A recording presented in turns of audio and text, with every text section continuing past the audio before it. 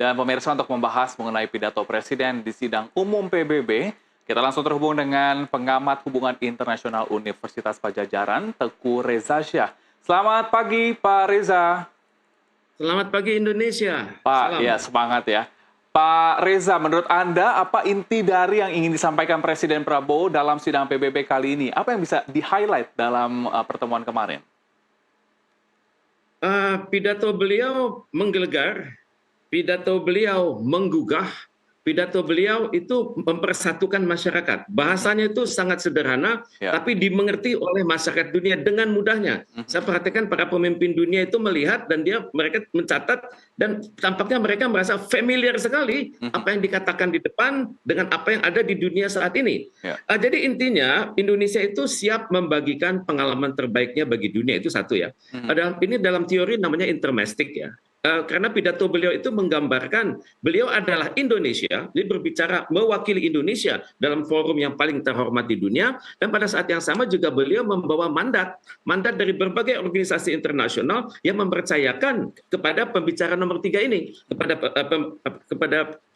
pembicara nomor 3, yakni Presiden Prabowo Subianto. Indonesia, di dalam hati Indonesia itu ada ASEAN, ada Organisasi Konferensi Islam, ada Gerakan Non-Blok, ada Kerjasama Selatan-Selatan, ada Liga Arab, kemudian ada juga organisasi-organisasi lain seperti Indian Ocean Rim Association. Jadi banyak pesan yang dibawa oleh Bapak Prabowo dan pesan itu bersandar kepada pengalaman beliau pribadi. Dan untuk itu kita lihat tadi malam itu beliau berbicara secara orator dan berbicara secara dari hati gitu, keluar. Jadi beda kalau orang bicaranya itu membaca dengan orang yang berbicara dari hati ke hati. Dan beliau menggunakan kosakata yang dimengerti sekali oleh dunia. Jadi ada hubungan antara Indonesia dengan dunia. Ini menunjukkan bahwa walaupun beliau adalah seorang Indonesia, tapi beliau memahami sekali apa yang terjadi di luar. Karena beliau sadar apa yang terjadi di luar negeri akan berdampak secara sangat cepat ke dalam negeri. Itu bukan hanya atas Indonesia, tapi juga atas negara-negara lain di dunia. Misalnya Indonesia melihat dunia dari pengalaman sejarahnya. Karena betul kebijakan luar negeri itu dibuat dengan memerhatikan sejarah. Jadi beliau memahami pengertian, dulu kita menghadapi oppression, dulu kita menghadapi kemiskinan, dulu kita mengharapkan ada keseimbangan, dulu kita mengharapkan adanya solidaritas. Dan kita bersyukur bahwa PBB itu membantu Indonesia. Jadi di sini Indonesia mengatakan pernah dibantu oleh Food and Agriculture Organization. Memang tugas dari lembaga PBB adalah membantu negara-negara yang sedang membutuhkan. Dan kemudian beliau masuk pembicaraan kepada Gaza. Gaza adalah situasi yang sangat mencekam saat ini, di mana beliau menyebutnya catastrophic situation.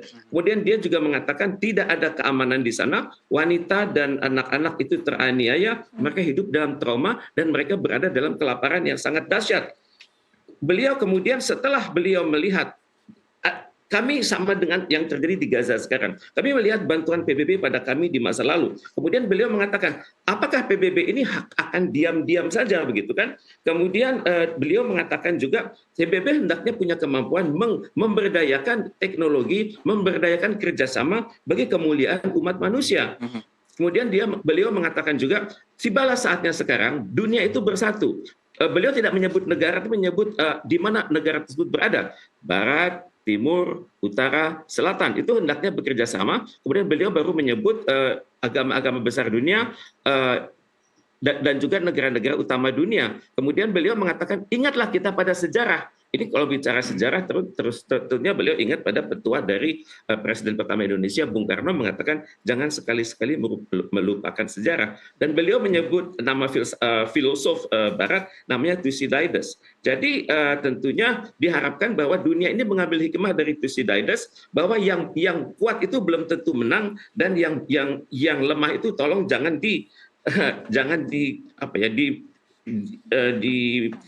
dihinakan terus-menerus gitu ya.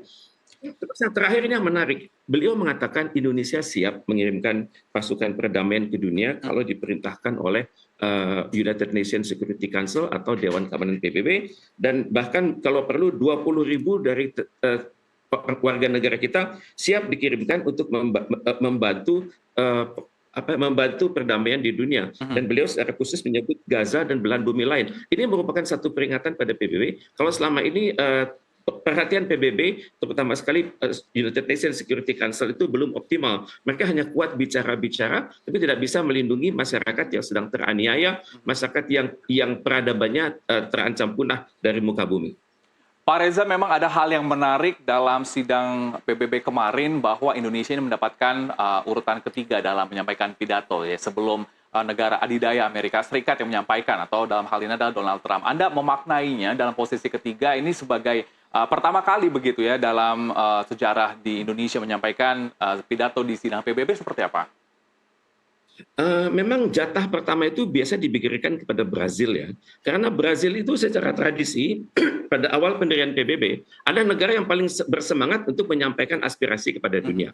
Pada saat awal PBB berdiri tahun 1945, negara-negara kunci di dunia seperti Inggris, Amerika Serikat, Belanda, Perancis, Spanyol, Portugis itu adalah mantan-mantan penjajah, dan mantan-mantan penjajah tentunya malu kalau mereka berada di forum PBB dan berada pada nomor satu. Jadi biasa diambil alih langsung oleh Brazil. Brazil berpikir peradaban kami cukup tua, kami dekat dengan budaya-budaya modern dunia. Kemudian Brazil negara besar, penduduk besar juga pada saat itu. Jadi karena itu tradisi inilah Brazil nomor satu dan Amerika Serikat karena tuan rumah nomor dua.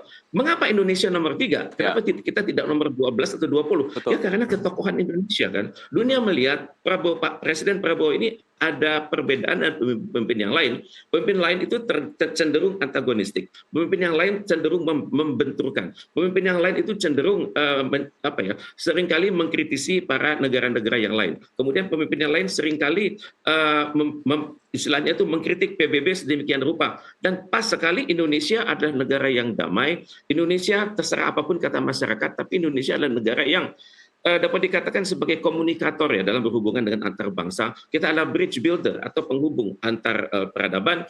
Dan biasanya organisasi internasional yang ada Indonesianya di situ, organisasi tersebut cenderung tidak antagonistik dengan organisasi manapun. Misalnya kita berada di BRICS kan.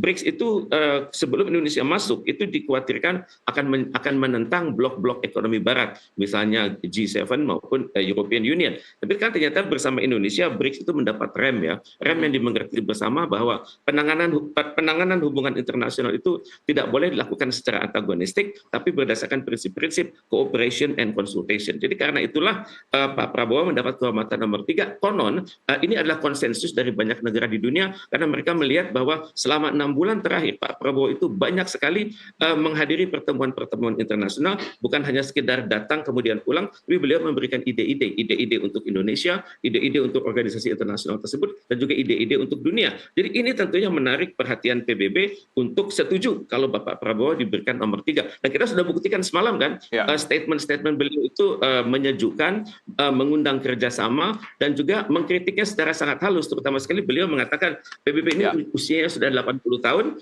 Pak Reza, maaf saya potong Pak. Artinya ini Indonesia mempunyai kekuatan untuk bisa menyuarakan solusi dua negara atau two states dalam pertemuan kemarin di sidang PBB?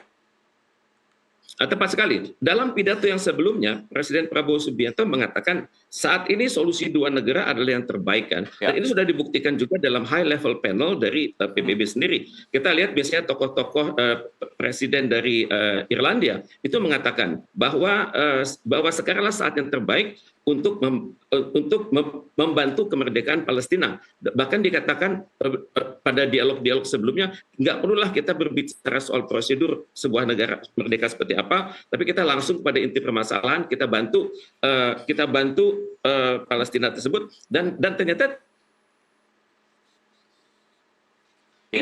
sudah hampir 150 negara di dunia yang mendukung kemerdekaan Palestina. Ya cuman masalahnya adalah pidato semalam itu memang hanya 15 menit, itu tidak cukup untuk menjelaskan bagaimana posisi Indonesia, bagaimana harapan Indonesia, bagaimana dunia hendaknya bersikap, tapi paling tidak sudah menyadarkan dunia bahwa masalah Palestina ini sudah tidak bisa ditunggu-tunggu lagi. Walaupun dalam kenyataannya untuk menjadi sebuah negara itu ada persyaratan dalam hukum internasional. Bisa dalam konvensi Montevideo tahun 1933 itu dikatakan bahwa persyaratan sebuah negara adalah adanya wilayah yang tetap. Palestina belum memiliki. Kedua, penduduk yang tetap. Palestina juga belum fix. Ketiga, kemampuan pemerintah. Penduduk Palestina sekarang belum terjelas, belum tepat itu. Kemampuan mereka mengelola negara, dan terakhir pengakuan internasional. Baik, tentunya kita harapkan dari adanya penyampaian yang disampaikan oleh Presiden Prabowo kemarin ini dapat membawakan kedamaian di dunia. Terima kasih pakar hubungan internasional Universitas Padjadjaran, Pak Teguh Reza Syah dalam waktunya di NTV Morning. Sehat selalu.